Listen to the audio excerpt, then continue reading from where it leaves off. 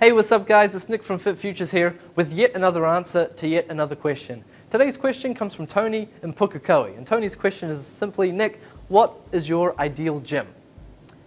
Awesome question, Tony, and I get asked this quite a bit. I don't know why. People must think I have money and I'm going to open my own facility and want to work for me or something. And I don't really want to give away all my secrets for fear that the viewers at home will steal my ideas.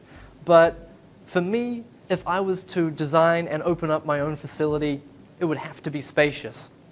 I would like for there to be tons of space around for people to actually maneuver and do all kinds of wonderful things. The gym I work out at currently has a sled, and the sled is awesome, and you can throw a whole heap of weight on it, you can push it around, you can pull it around.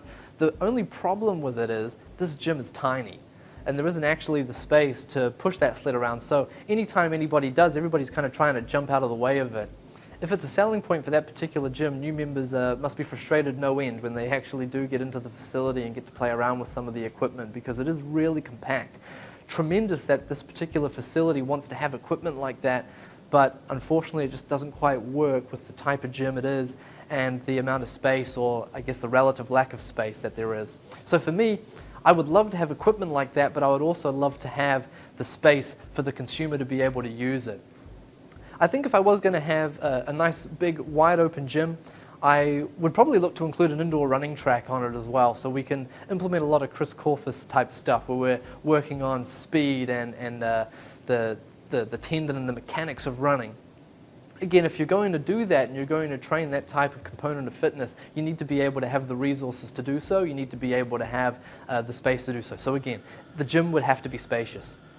As far as equipment goes, I'm a big fan of variety, but I also know that a lot of people squat, a lot of people deadlift, a lot of people bench. So I would have like a whole line, a whole host of racks, and I would have Olympic lifting platforms, and I'd have deadlifting platforms, and I'd just have them all stationed, similar to the college football gyms in the United States and in the NCAA.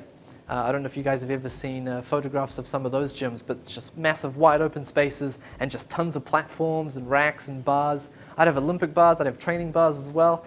Can't go wrong with trap bars, easy bars for curls, of course. That kind of variety is important to a lot of people, and also important in terms of your fitness and strength endeavors as well, because you wouldn't want to become stagnant at any point, and in order to break down plateaus, you need to have ways that you can vary in activity, and having that sort of equipment available would be one such way that we could do it. But irrespective of the type of space we have, irrespective of the type of equipment, I'm also a big believer on the fact that you need to be able to run and manage the facility to the nth degree. And if you were trying to put forth a certain image, you need to have the people in the building that can help you do that.